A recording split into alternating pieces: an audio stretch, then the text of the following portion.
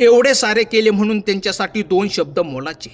अजूनही विश्वास बसत नाही की आपले उपमुख्यमंत्री अजितदादा पवार आपल्याला सोडून गेले. त्यांनी पूर्ण महाराष्ट्रात नव्हे तर संपूर्ण देशात आपले नाव कोरलेले आहे. त्यांचा 2 दिवसापूर्वी विमान अपघातात मृत्यू झाला. या अपघातात अजित पवार साहेब यांच्याबरोबर विमानात 5 जणांचा दुर्दैवी अंत झाला. त्यामुळे या घटनेने संपूर्ण राज्यात शोककळा पसरलेली आहे. परंतु ते गेले पण मनामनात घर करून गेले. तुम्ही बघा ना, शेतकऱ्यांसाठी AI तंत्रज्ञानाचा कसा फायदा होईल यासाठी त्यांनी मोठ्या प्रमाणात काम केले. हे काम बारामतीमध्ये प्रत्यक्षात दिसून येईल. बघा ना, शेतकऱ्यांसाठी जीवाचं रान केलं आणि ते पूर्ण जग सोडून गेले. पण आजही असं वाटते की ते गेले नाहीत. आपल्याबरोबर मनामनात हृदयात तसेच दडलेले आहेत.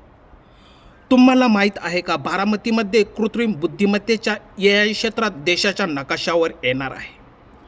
ज्येष्ठ नेते शरद पवार, प्रतापराव पवार यांनी ॲग्रिकल्चरल डेव्हलपमेंट ट्रस्टच्या माध्यमातून विविध पिकांबाबतचे AI तंत्रज्ञान शेतकऱ्यांच्या शिवारापर्यंत पोहोचवण्याची चळवळ उभारलेली आहे. याला आपले उपमुख्यमंत्री अजित पवार यांनी शासन स्तरावर मदतीचा हात पुढे केला.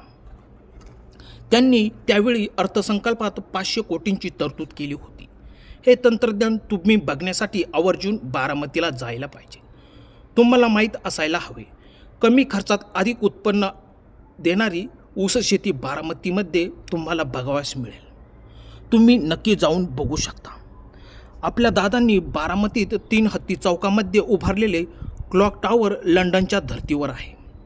अतिशय सुंदर रचना असून रात्रीच्या वेळेस दिव्यांच्या उजेडामुळे हा टॉवर उजाळून निघतो.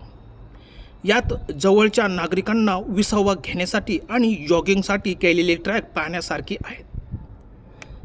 दादांनी नेहमीच शेतकऱ्यांच्या प्रश्नांची आणि त्यांच्या सर्वांगीण विकासाला केंद्रस्थानी ठेवलेले आहे. शेतकरी हित हीच माझी प्राथमिकता या त्यांच्या ध्येयवाक्याला अनुसरून विविध शासकीय विभागांच्या माध्यमातून त्यांनी घेतलेले क्रांतिकारी निर्णय आणि राबलेली धोरणे मांडलेली आहेत. तर जाता जाता एकच सांगतो की हे आपले दादा खूप छान प्रकारे त्यांचे काम होते. तर त्यांना शेवटी जाता जाता आपल्याकडून भावपूर्ण श्रद्धांजली.